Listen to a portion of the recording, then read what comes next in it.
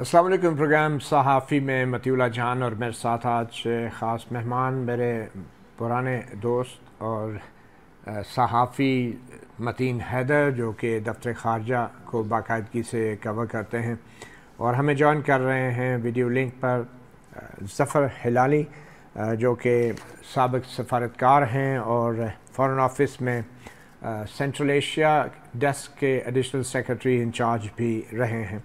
हमें डॉक्टर हुमा बकाई ने भी ज्वाइन किया है, सीनियर तजज़ियाकार हैं। बहुत शुक्रिया मेहमानों का। सबसे पहले ज़फ़र हिलाली साहब, मैं आपकी तरफ ही आऊँगा। बड़ा एक सानिया है उम्मत मुसलमा के लिए भी, हमारे दोस्त पड़ोसी मुसलमान ब्रदर मुल्क ईरान के सदर डॉक्टर आयतुल्लाह सैयद इब्राहिम रईसी, उनकी आज शहादत हुई है। और इस इतने बड़े साने के बाद ज़फ़र हिलाली साहब, आप क्या समझते हैं कि ईरान जो है इस हादसे से बाहर निकल आएगा और उनकी जो है ख़ारजा पॉलिसी का जो एक तसलसल है या जो उनके दिफाई पोस्चर है उस पर कोई असर मरतब होगा इस सानहे का? मती साहब, पहले बात तो ये है कि आपने जो बिल्कुल कहा कि ये हमारे लिए भी ये लॉस है, इसलिए कि रईसी साहब जो थे वो बड़े हमारे दोस्त थे। और जब आपको शायद याद होगा अटैक हुआ था ईरान के जो IGCRC है, वो रेवोल्यूशनरी गार्ड्स ने हमारे टेरिटरी पे मिसाइल अटैक किया था, और हमने फिर उसका जवाब भी दिया था। तो ये थे रईसी साहब थे, जो मैंने सुना है उनको ये अच्छा नहीं लगा कि बग़ैर उनको पूछे और बग़ैर गवर्नमेंट को फुली कंसल्ट करके वो अटैक हुआ है। और आपको पता है कि वेरी क्विकली उन्होंने फिर एक अपॉलोजी दिया था ईरान ने, और उसके बाद वो ख़ुद इधर आए थे। और उनका जो विज़िट था वो बड़ा अच्छा विज़िट था। उनकी पाकिस्तान से दोस्ती जो थी सेल्फ एविडेंट थी। और मैं समझता हूँ कि हमारे लिए भी as a person who liked Pakistan, उनकी पाकिस्तान से हमदर्दी थी, हमारे लिए भी ये बहुत बड़ा नुकसान है। तो दुआ करते हैं उनके सोल के लिए। तो आपको लगता है कि इस हादसे के पीछे कोई जी आप बता रहे थे कि तसलसल में कोई फ़र्क आएगा ईरान के दिफाई पोस्चर में या उनकी पॉलिसियों में? मेरे ख्याल में आना तो नहीं चाहिए, इसलिए कि उनका इधर आना आयतुल्लाह ख़मैनी की इजाज़त से वो आए थे। तो जब उन्होंने कहा कि ये नहीं होना था और वो आए इधर, तो उसका मतलब ये था कि आयतुल्लाह ख़मैनी भी उनके साथ दे रहे थे। तो मेरे ख्याल में जो अगला आदमी आएगा वो भी आखिर ही will only be able to stand, इसलिए कि आयतुल्लाह ख़मैनी का उनके पास सपोर्ट है, तो वो भी वही एक किस्म का स्टेट रखेगा। मगर जितना इनका पर्सनल रिगार्ड था पाकिस्तान के लिए, मेरे ख्याल में अगर वो शायद ना हो उस हद तक, it will definitely be a loss for Pakistan. मगर मैं जल्दी से ये आपको ये कहना चाहता हूँ कि हमें सोचना चाहिए, और सब लोग पूछ रहे हैं कि ये मर्डर था, कातिल या एक्सीडेंट था, और अगर किसी ने उनको मारा था तो ये क्या इंटरनल ऑपोजिशन थे कि बैरूनी दुश्मन थे इनके। तो मेरे ख्याल में ये सवाल जो है इसको हम अगर जल्दी से डिस्कस कर लें इस प्रोग्राम पे, अगर आपकी इजाज़त से। जी प्लीज़ गो अहेड। तो मैं ये समझता हूँ कि मैंने और शायद आपने भी अगर सुना है कि इनकी और ख़मैनी साहब की कोई लड़ाई हुई थी, तो ऐसा कुछ हमने तो नहीं सुना है। तो थे वो ख़मैनी साहब के सपोर्टर, उनके नॉमिनी थे। तो मेरे ख़्याल में उधर से तो कोई नाराज़गी इनके बारे से है ही नहीं। अब वो कहते हैं कि वो ख़मैनी साहब के वो ख़ुद सक्सेसर थे, और शायद जो लोग ख़मैनी साहब को समझते हैं कि वो इतने अनसपोर्टिव ऑफ हिम, शायद वो उन लोग जो थे इनके साथ नहीं है। मगर मेरा ख्याल में दैट्स अ लॉन्ग, इट्स वो क्या कहते हैं, दैट्स वो लंबी कहानी है, और वो नहीं समझता it matters at the moment. अगला प्रेसिडेंट भी होगा, उनका ये नॉमिनी होगा। तो इंटरनली मैं नहीं समझता हूँ कोई ऐसा प्लॉट था जो उनको कत्ल किया। बाहर का अगर आप समझ ये फॉरेन, ज़ाहिर है इज़राइल इनका दुश्मन है, अमेरिका कुछ हद तक दुश्मन है। इज़राइल एक दो दफ़े करता रहा है कि ये लोग जो हमास को, इन्होंने हमास की सुना है कि वो समझते हैं हमारे से इनसे इजाज़त ली थी कि हम अटैक करने वाले हैं, ज़रूर कोऑर्डिनेशन कुछ हुआ होगा, तो इनकी इजाज़त से किया, तो शायद ये लोग समझते हैं कि इसराइल भी होगा, मगर मैं समझता हूँ ये भी इट इज़ नॉट सो। जी डॉक्टर हुमा बकाई, आपके नज़दीक ये जो सान्या हुआ है इसमें अमेरिका और इसराइल की दिलचस्पी का क्या मामला हो सकता है? देखिए जी, मैं हिलाली साहब के साथ हमेशा मेरा इख्तिलाफ हो जाता है, तो आज भी हो जाएगा। मैं गुजारिश करूं आपको कि जो अगर हम try to join the dot, तो बहुत सारे इशारे हमें मिलते हैं कि अगर ये हादसा नहीं था, क्योंकि अभी ये डेवलपिंग स्टोरी है, और अगर ये साजिश थी तो बहुत ज़्यादा हमें शाखसाने मिलते हैं इजराइल की तरफ से, और मैं उसकी वजह आपके सामने रखती हूँ। आपको पता है कि इजराइल एक जंग में अब तकरीबन फंस गया है और 7.5 महीने हो रहे हैं, और उसने बीच में भी कोशिश की कि वो ईरान पे हमला कर अमेरिका को जंग में घसीट लाए। अमेरिका उस जंग का हिस्सा नहीं बना, लेकिन इजराइल को ये कामयाबी जरूर हासिल हुई कि ईरान को थ्रेट बनाकर उसने वहां से एड ले ली। और अगर आपको याद हो कि जो ईरान ने बहुत मेजर्ड स्ट्रैटेजिक रिस्पॉन्स दिया था, उसके जवाब में उस वक्त इजराइल से एक स्टेटमेंट आया था जिसमें इजराइल ने वाज़ेह तौर पे कहा था कि हम अपने वक्त पर इस हमले का जवाब देंगे। तो अभी कोई ऑफिशियल स्टेटमेंट इजराइल से नहीं आया है। एनोनिमिटी पे कुछ लोग कह रहे हैं कि हमारा इससे कोई ताल्लुक नहीं है। मॉस्को ने कहा है कि हम इस इन्वेस्टिगेशन का हिस्सा बनना चाहेंगे।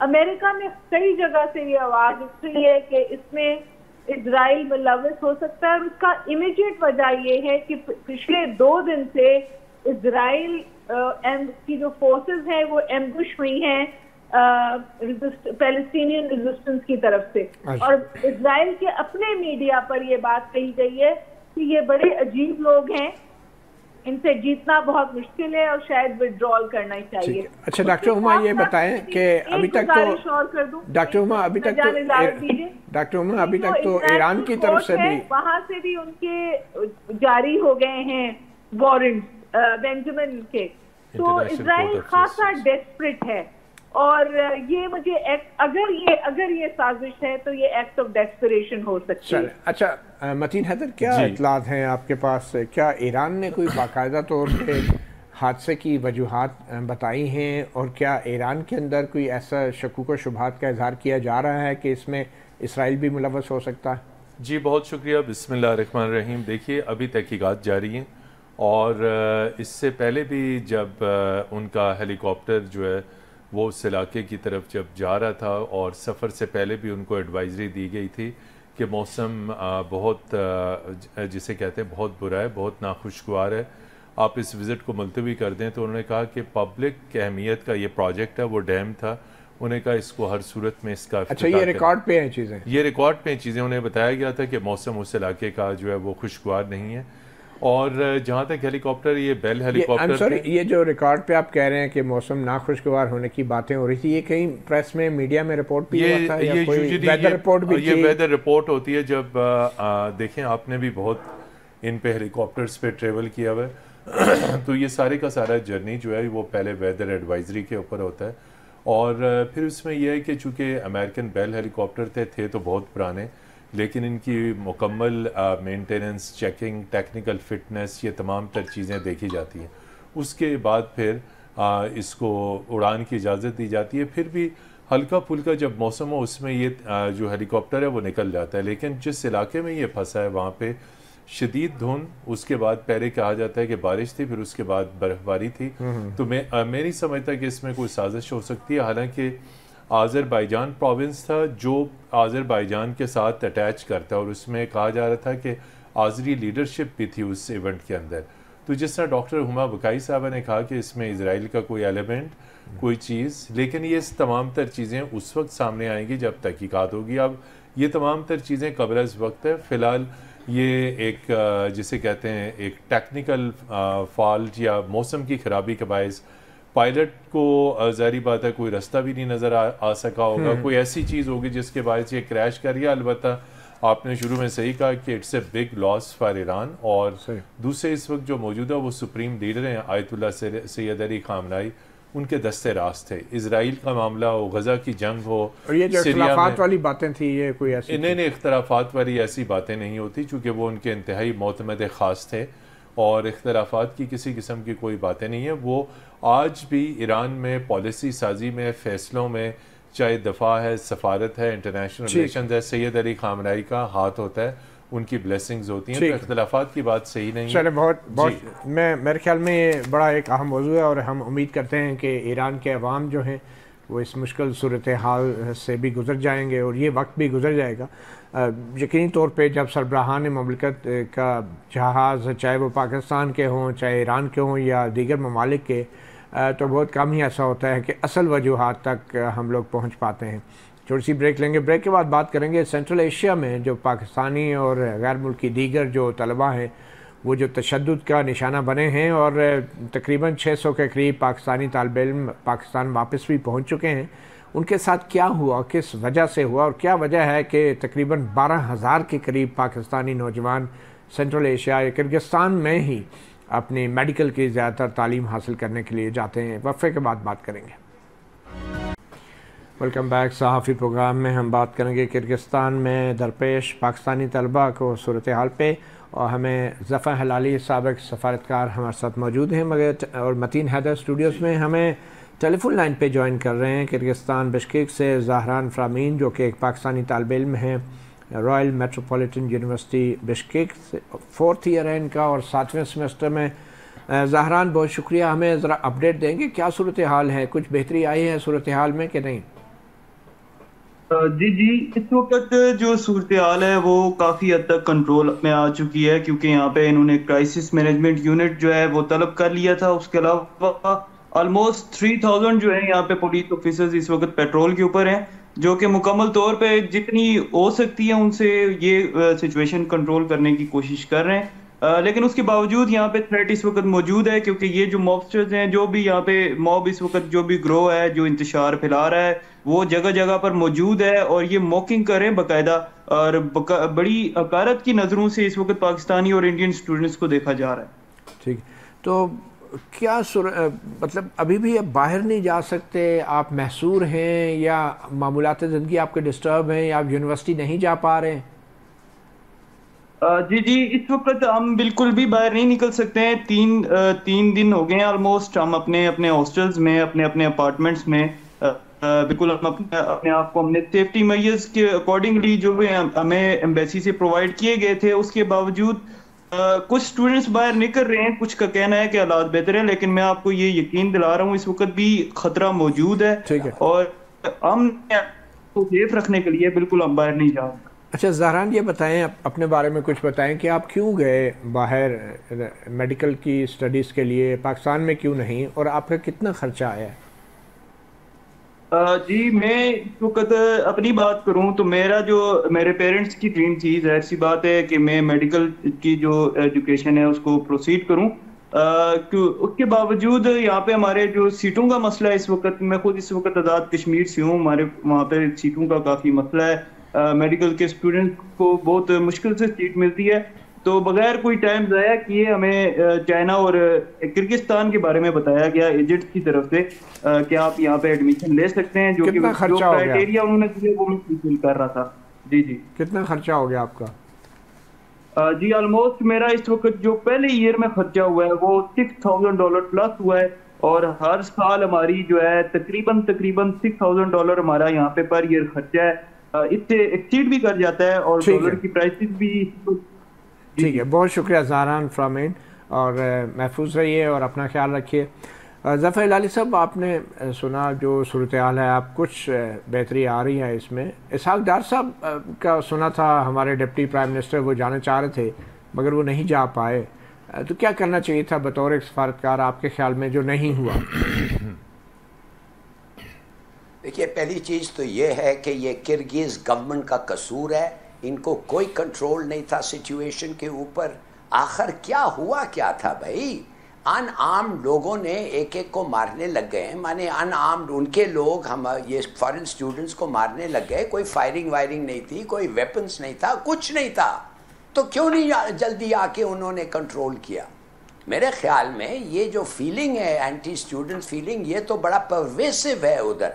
दूसरे लोग, उनके अपने लोग, क्या पता पुलिस में भी मुलविस हैं, नहीं तो सवाल ही नहीं पैदा होता कि किर्गिस्तान में जिधर एक अच्छा पुलिस फोर्स है और जो ठीक ठाक एडमिनिस्ट्रेशन चल रहा था, उन्होंने आके इसको कंट्रोल नहीं कर पाया। और वो दार को रोकना तो बड़ा सीधी सादी बात थी, वो चाहते नहीं थे कि वो दार आके देखें कि इनसे कंट्रोल नहीं हुआ सिचुएशन। ये बिल्कुल 100% गवर्नमेंट का फॉल्ट है। तो यहाँ पे किर्गिज सफीर को तो बुला के एहतजाज तो रिकॉर्ड कराया है पाकिस्तानी हुकूमत ने, इससे ज़्यादा और क्या हो सकता? अरे यार ये क्या एहतजाज रिटायर कराया? वो जाना अब वो चाहते थे। पहले तो वो एम्बेसडर आ रहे हैं आपके प्रोग्राम पे, I am glad that he is coming, मैं उससे जानना चाहता हूँ। उसने कहा कि आ जाओ हमारे एम्बेसी को, पहुँचो एम्बेसी, मैं आके हम तुम्हें पनाह देता हूँ, इधर आओ। अगर उनको कुछ ये फेयर था, उसको भी तो कुछ ज़्यादा करना था कि बस देखे रहे और उनके गवर्नमेंट को फ़ोन करें। दूसरी बात ये है कि मैं हैरान हूँ कि आप समझते हैं कि हमारा जो कॉस्ट है एजुकेशन का, आपको पता है कि मुझे तो पता चला है कि कोई 22 और 25 लाख रुपया खर्च होता है पाकिस्तान में एक साल के लिए, मेडिकल डिग्री के लिए। और उधर 3 या 4 साल में इनके 25 लाख खर्चे होते हैं। तो नंबर 1 पाकिस्तान का जो कॉस्ट है प्रोहिबिटिव है। दूसरी बात, हमारा जीडीपी के percentage of GDP 1.7% of Pakistan GDP education में जाता है। It's shameful. एग्जैक्टली ये बात डेफिनेटली एक दूसरा मौजूद हो जाएगा। दफर लाली साहब, मेरे ख्याल में हम कोशिश कर रहे हैं कि एम्बेसडर भी अगर हमें ज्वाइन कर सकें, और हसन अली ज़ेगम हैं एम्बेसडर जो किर्गिस्तान में। मतीन, आपकी क्या इत्तला है कि पाकिस्तानी गवर्नमेंट ने क्या वो सब कुछ किया? स्टूडेंट्स तो वापस आ रहे हैं, क्या वो पाकिस्तानी गवर्नमेंट के खर्चे पे आ रहे हैं या अपने खर्चे पे? जी बिल्कुल मतीउल्लाह जान साहब, बड़ा अहम इशू ये आपने उठाया। देखिए, हुकूमत उस वक्त और पाकिस्तानी सफारतखाना उस वक्त एक्शन में आया जब जो है वो चीज़ें मीडिया में हाईलाइट हुई। उस वक्त तक ये हिलाली साहब हमारे साथ मौजूद हैं।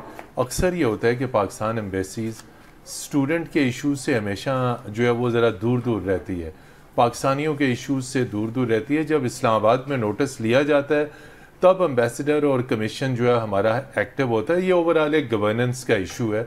तो ये जब मीडिया में हाईलाइट हुआ, सोशल मीडिया में पिक्चर्स आई, बेसिकली ये इशू ये झड़प जब ये शुरू हुई, ये 13 मई की है।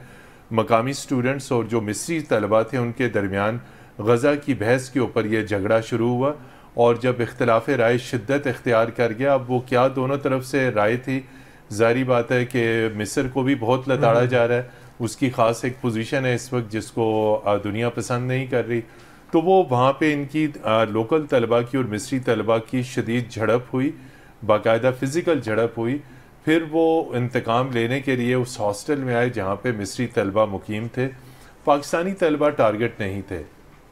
फिर उस हमले में पाकिस्तानी तलबा अभी हमले का शिकार हो गए। ना सिर्फ एक हॉस्टल पे हमला किया गया बल्कि शहर में जितने हॉस्टल थे ये जत्थे के जत्थे तलबा के हाथों में डंडे लिए हुए। हलाली साहब सही कह रहे हैं, वेपन तो नहीं था इनके पास, ताहम ये डंडों के साथ ये मुसल्ला थे। तो ऐसे में एम्बेसी ऐसा क्या कर सकती थी? जी, एम्बेसी फौरी तौर पे लोकल अथॉरिटीज़ को, देखिए इस्लामाबाद में भी कभी कोई ऐसा इंसिडेंट हो जाए जिसमें कोई गैर मुल्की इन्वॉल्व हो तो उसकी एम्बेसी फौरी तौर पे लोकल अथॉरिटीज़ को अलर्ट करती है। तो आपके सफारतखाने का मकसद ये था कि फौरी तौर पे किर्गिज़स्तान की फॉरेन मिनिस्ट्री से रब्ता करते, लोकल अथॉरिटी को SOS मैसेज भिजवाते कि तलबा जो है अंडर अटैक है। आपकी क्या इत्तलात हैं? हमारे इसाक डार साहब को क्यों नहीं जाने दिया गया? जी, वो इसाक डार के साथ अमीर मकाम साहब ने भी जाना था, वज़ीर आज़म ने खुसूसी हिदायत दी, लेकिन जब इन्होंने किर्गिज़स्तान की अथॉरिटीज़ से रब्ता किया तो उन्होंने कहा कि सूरत हाल नॉर्मल है, आप यहाँ तशरीफ़ मत लाएँ। लेकिन मैं इस पर हिलाली साहब का जो बयानिया उसकी तायद करूँगा, चूँकि वो इन हुक्काम को आने नहीं देना चाह रहे थे। ये आते खुद देखते, प्रेशर बढ़ता, तलबा की हौसला अफजाई होती कि आपके मुल्क से लीडरशिप आपको मिलने के लिए आई है। ये एक मॉरल सपोर्ट मिलनी थी, एक डिप्लोमेटिक सपोर्ट मिलनी थी इन दोनों के जाने से। अगरचे कि आज वो आस्ताना में मौजूद हैं। इसाक डार साहब काज़ाकिस्तान निकल गए और वहाँ पे वैसे इन स्टूडेंट्स के क्या मसाइल हैं और जो कि एम्बेसी को अभी भी उन पे तवज्जो देनी चाहिए? जी सर, इनके जो बाकी मसाइल हैं, मतीउल्लाह जान साहब, इसमें बहुत सारे तलबा ऐसे हैं जिनके किर्गिज़स्तान के वीज़े एक्सपायर हो चुके हैं और किर्गिज़स्तान और पाकिस्तान में बहुत मवासलत है। तकरीबन चंद इशारिये फ़र्क है करप्शन के हवाले से। जितनी करप्शन वहाँ पे है, चंद इशारिये कम पाकिस्तान में। तो और उसके साथ साथ क्राइम का रेशो भी वहाँ पे खासा है। इनटॉलरेंस ये जो आपने देखा, तो ये वीज़ा और पासपोर्ट के हवाले से, वीज़ा और पासपोर्ट के हवाले से बहुत वहाँ पे मसाइल हैं और इस हवाले से भी एम्बेसी का जो रिस्पॉन्स है वो दे तो रही है, लेकिन उस स्पीडी अंदाज में नहीं जिसमें ये देना चाहिए। अगर ये वीज़े इनके रिन्यू हो जाते हैं तो बहुत से तलबा अभी इस सिचुएशन में पाकिस्तान वापस ट्रेवल कर सकते हैं। चलें, बहुत शुक्रिया। एटलीस्ट पाकिस्तान जो है पाकिस्तानी तलबा के लिए काफ़ी हद तक महफूज है और हम उम्मीद करते हैं कि जो किर्गिस्तान में जो पाकिस्तानी तलबा हैं वो अपनी तालीम मुकम्मल कर सकेंगे और पाकिस्तानी हुकूमत उनकी तालीम और जो उनकी इन्वेस्टमेंट है वहाँ पे जो रकम अदा की गई हैं कम से कम वो महफूज होंगी। इस हवाले से पाकिस्तानी हुकूमत को बहुत सारे इक़दाम लेने। एक ब्रेक लेंगे, ब्रेक के बाद फिर हम बात करेंगे एक बज़ाहिर उभरते हुए एक ऐसे लड़ाई की कि जो अब अदलिया और बराह रास्त इस्टेब्लिशमेंट के बीच होती नज़र आ रही हैं और इसमें हुकूमत जो है वो भी अपना कोई किरदार तलाश करने की कोशिश कर रही है। एक छोटी सी ब्रेक के बाद वेलकम बैक। सहाफ़ी प्रोग्राम में हम बात करेंगे अदलिया और बज़ाहिर इस्टेब्लिशमेंट के बीच जारी कशीदगी की, जिसमें हुकूमत ने भी अभी छलांग लगाई है। वज़ीर कानून आज़म नज़ीर तारर ने एक प्रेस कॉन्फ्रेंस की है। इस्लामाबाद हाई कोर्ट के जस्टिस मोहसिन अख्तर कियानी की तरफ से लापता शायर अहमद फरहाद के हवाले से जो उन्होंने रिमार्क्स दिए और आज हुक्म दिया, उसके हवाले से हुक्म क्या था, जज साहब के रिमार्क्स क्या थे और फिर लॉ मिनिस्टर ने क्या कहा, ये आपको बताएंगे। और उसके बाद हम बात करेंगे। आज स्टूडियो में हमें ज्वाइन किया है सीनियर जर्नलिस्ट और कोर्ट रिपोर्टर साकिब बशीर ने और उनके साथ मतीन हैदर सीनियर जर्नलिस्ट।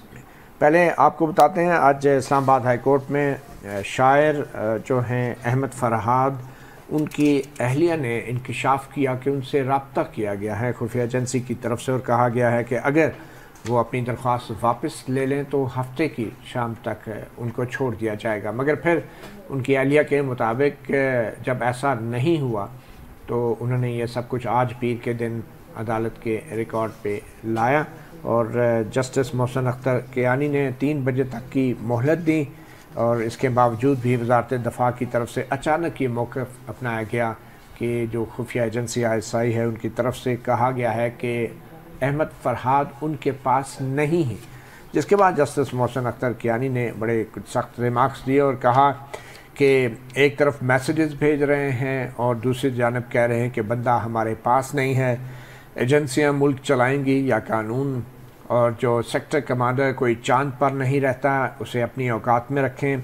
इस रिमार्क्स के बाद और इस हुक्मनामे के बाद, और हुक्मनामे में आपको बताते चलें कि 3 बजे की मोहलत दी गई है। कल 3 बजे की सेक्रेटरी डिफेंस और सेक्रेटरी दाखिला को ज़ाती तौर पे पेश होने का कहा गया है और तफ्तीशी अफसर से कहा गया है कि खुफिया इदारे के जो मकामी कमांडर हैं उनका बयान भी कल तक रिकॉर्ड करके अदालत में पेश किया जाए। लॉ मिनिस्टर आज़म नज़ीर तारर ने क्या कहा, आपको सुनाते हैं। आज मुझे भी तकलीफ हुई है जिस तरह के रिमार्क्स रिपोर्ट हुए हैं मीडिया में, ये कहना कि जी ये मसला इस तरह से हल नहीं होगा, तफ्तीश से ये मसला हल नहीं होगा, सेक्रेटरी सारे आ जाएं, वो नहीं सेटिस्फाई करेंगे तो फिर अफवाज पाकिस्तान के जो सीनियर अफसरान हैं वो आके खड़े हों। आइन उसके बारे में बड़ी डिफरेंट उसकी तशरीह है आइन की और कानून में लिखा गया है, वो नहीं आते, वो सेटिस्फाई नहीं करेंगे तो फिर हम वज़ीर आज़म को यहाँ पे बिठाएंगे और फिर पूरी काबीना को यहाँ पे बिठाएंगे। ये अदालतों के मैंडेट नहीं है। मैं बड़े अदब से अर्ज़ करूँगा, अदालत ने आइन और कानून के मुताबिक इंसाफ फराहम करना है। ये सब जुडिस मैटर है। क्या ही अच्छा हो कि जो भी हुक्म हो वो अदालती ऑर्डर के ज़रिए पास कर दिया जाए, और ये जो तरीका है कि एक सनसनी खेज जो खबरें हैं वो बाहर निकलें और ज़्यादा बेचैनी फैले, ये गैर मुनासिब रहा है। तो जनाब ये थे हमारे वज़ीर कानून जिनको बहुत बकौल उनकी तकलीफ़ हुई है जजेस के रिमार्क्स सुनकर। तो साकिब बशीर साहब, हमारी हुकूमत को और हमारे वज़रा को उस वक्त तकलीफ़ क्यों नहीं होती जब जजेस के अहल खाना को हिरासा किया जाता है? उसके ऊपर तो कोई प्रेस कॉन्फ्रेंस नहीं देखी। तो आज की ये लॉ मिनिस्टर साहब की प्रेस कॉन्फ्रेंस के ऊपर आप क्या कहेंगे? इस किस्म की प्रेस कॉन्फ्रेंसेस वैसे गवर्नमेंट की जानिब से तो बड़ा हैरान कौन है कि 25 मार्च के बाद इन्होंने सबसे पहले बगैर तहकीक पूछे इन्होंने कहा जी कुछ भी नहीं हुआ। अभी जस्टिस बाबर सत्तार का वो ख़त सामने आया 27 अप्रैल का, इन्होंने कहा बिल्कुल भी कुछ नहीं हुआ। उसके बाद इन्होंने जस्टिस बाबर सत्तार उनको टारगेट करने के लिए कोई 8-10 प्रेस कॉन्फ्रेंसेज हो गई। और अभी जो है वो आज़म नज़ीर तारर साहब जो है प्रेस गवर्नमेंट जो है वो मेरे ख्याल में डिफरेंट सोच रही है। उनको आइडिया नहीं है कि 25 मार्च के बाद अदलिया का मिजाज बज़ाहिर लग रहा है कि बदल रहा है, और उसके पीछे वही है कि वो जो चीज़ें रुकी हुई थी वो देख रहे थे कि मुदाखलत हो रही है या इन्फ्लुएंस हो रहा है या चीज़ें रुक जाएं, कहीं ना कहीं रुक जाएं, तो वो अब सारी हर चीज़ वो रिकॉर्ड पे ले आए हैं। आज का जो ऑर्डर है जस्टिस मोहसिन अख्तर कियानी का वो भी रिकॉर्ड पे ले आए हैं। तो मेरा ये ख्याल है कि बेहतर होता कि इन चीज़ों को गवर्नमेंट जो है वो डिफरेंट एंगल से देखे, बजाय इसके कि आप जो है वो ये मामला अदालतों में आते क्यों है? ये गवर्नमेंट लॉ मिनिस्टर को तो प्रेस कॉन्फ्रेंस करनी चाहिए कि हमारी कोशिश के बावजूद हमें नहीं मिल पाया या मिल पाया, कुछ अपडेट देते हैं। आज देखें ना, जस्टिस मोहसिन अख्तर कियानी ने एसएसपी ऑपरेशन से पूछा वो दहशतगर्द है, वो कोई रॉक एजेंट है, वो कोई जो है वो अगवा बराए तावान में मुलव्विस है, वो कोई किसी और चोरी चिकारी डकैती किसी तोड़ने का कोई केस ही नहीं है। कोई केस नहीं है एक बंदे पर, एक शहरी इस्लामाबाद के उससे उठा लिया जाता है, तो उसके बाद अदालत भी खामोश है। और आज़म नज़ीर तारड़ साहब ने उस हवाले से कोई बात नहीं की कि हमारी गवर्नमेंट ने पिछले 6 रोज़ में क्या किया है, क्या कोशिश की है, कोई बात ही नहीं की। तो ये मतलब मेरा ख्याल है कि आप किसी और का पर्पस सर्व करने के लिए आप आए किसी और के दबाव के लिए, तो ये एक बड़ी हैरान सिचुएशन है। अच्छा मतीन हैदर साहब, देखें बतौर जर्नलिस्ट हम भी ऐसे बहुत सी सूरत हाल से गुजरे हैं जिसपे बराह रास्त हम भी समझते हैं कि एजेंसियाँ मुलव्वस रही हैं। आपका अभी ज़ाती तजर्बा भी हुआ है, आपके भाई भी लापता हुए थे, वो कहाँ से? बिल्कुल, इसमें जो साकिब बशीर साहब ने और जो आपने फरहाद की जो है ये जो कश्मीरी साहब अहमद फरहाद शायर भी हैं, इस हवाले से मैं ये बताऊंगा। इसमें तो पहले तो जर्नलिस्ट कम्युनिटी का बेहद शुक्रिया, उन्होंने इसमें जो मेरे भाई यंगर ब्रदर हैं प्रोफेसर आरफीन हैदर, वो इसी तरह अचानक रावलपिंडी से 24 अप्रैल को सुबह सवेरे ब्रॉड डे लाइट में गाड़ी आती है और उनको बाइकिया से उचक के लेके चली जाती है। और उसके बाद 12-14 दिन किसी किस्म की कोई इत्तला नहीं, कोई किसी किस्म की किसी तरफ से असम्बली में मामला रेज़ किया जाता है हर तरफ। उसके बाद मुझे फिर तकरीबन 12-14 रोज़ के बाद फिर मुझे कॉल आई गुजरांवाला से कि जी आपके भाई गुजरांवाला जेल में। मैंने कहा जेल में कैसे पहुंच गए? उन्होंने कहा जी जिन्होंने उठाया उन्होंने इनका जुडिशल करके हाफिजाबाद में एक फेक मुकदमा, चूँकि जब इन्हें उठाया गया तो इसमें किसी किस्म की कोई चीज़ साबित नहीं हुई, तो बिला वजह में किसी शक को शुबे की बुनियाद पे उठाया, उसे टॉर्चर किया 12-14 रोज़ उसे मुख्तलिफ जगहों पे घुमाते फिराते रहे। और उसके बाद हाफिजाबाद में एक फ़ेक मुकदमे में जो है वो FIR काटी और उसे जो है वो गुजरांवाला की जेल में डाल दिया। अल्हम्दुलिल्लाह वो वहाँ जो है बेल हो चुकी है। तो मैं ये समझता हूँ कि अगर किसी किस्म की कोई आपके पास लीगल जस्टिफिकेशन है, कोई सॉलिड रीज़न है, कोई चीज़ है ऐसी कि जी बंदा फ़लाँ चीज़ के अंदर मुलव्वस है, तो कानून और आइन का जो दायरा है, जो उसका जो रिस्ट्रिक्शन है, उसको बाईपास नहीं करना चाहिए, उसको फॉलो करना चाहिए। इंसानी हुकूक का मामला है। ये तो देखिए सिर्फ आपका तजुर्बा है। साकिब बशीर साहब, आज की जो अदालत की कार्रवाई है बज़ाहिर इससे पहले कभी ऐसा नहीं हुआ कि तफ्तीशी अफसर को कहा गया हो कि आप एजेंसी के लोकल कमांडर का बयान रिकॉर्ड करें। अब ये मामला काफ़ी आगे जा चुका है, किस तरफ ज़्यादा देख रहे हैं आप? एक तो उसके पीछे जो रीज़न ऑर्डर में भी लिखी गई है कि उसके पीछे एलेज किया है जो उनकी अहलियाँ हैं। अब वो एलिगेशन ठीक है या नहीं, कम्युनिकेशन कौन कर रहा था, ये तो पुलिस ने पता लगाना है। तो उसी तनाजुर में मेरे ख्याल में वो जो अदालत ने ऑर्डर किया है कि आप जो है वो मुतलका जितने भी लोग हैं उनकी स्टेटमेंट्स जो है वो रिकॉर्ड करें। मेरा ये ख्याल है कि उसकी आप जो असर है उसका, उससे इस चीज़ से अंदाज़ा लगा लें कि उस हेयरिंग के आज 3 बजे ख़त्म होने के तकरीबन 20-25 मिनट या एक आधे घंटे बाद जो है वो वज़ीर कानून की जो प्रेस कॉन्फ्रेंस कह रहे हैं मुझे बड़ी तकलीफ हुई है। तो लेकिन मैं एक सच्ची बात करूं, वज़ीर कानून हो या कोई भी वज़ीर हो, इनकी तकलीफ पे जो है ना हम जैसों को खुश होना चाहिए। इनकी तकलीफ कोई मायने नहीं रखती, क्योंकि जिस तकलीफ और अजाब से आवाम गुजरती है या लापता लोग या लापता अफराद के लवाकिन और अहल खाना गुजरते हैं, उस तकलीफ से ज़्यादा आज़म नज़ीर तारक की तकलीफ नहीं। वो तो जो नुमाइंदा थे ये एक अजीब तकलीफ हुई है और प्रेस कॉन्फ्रेंस कर दी है।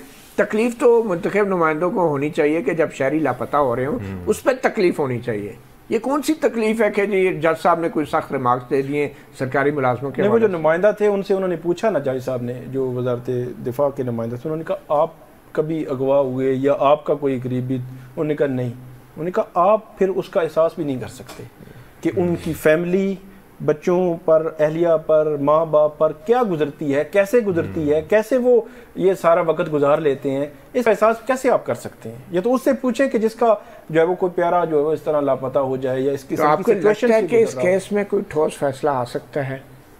मेरा ख्याल है कोर्ट बढ़ तो उसी तरफ रही है, लेकिन कुछ कहना कबल अज़ वक्त है। अगर सिचुएशन जो है वो इसी तरह ही चलती रही, स्टेप बाय स्टेप के कल सेक्रेटरी दिफा हैं, नेक्स्ट वज़ीर हों या कोई और कोई किसी को बुलाते रहें, तो पता नहीं कहाँ जाके ये सिचुएशन रुकेगी।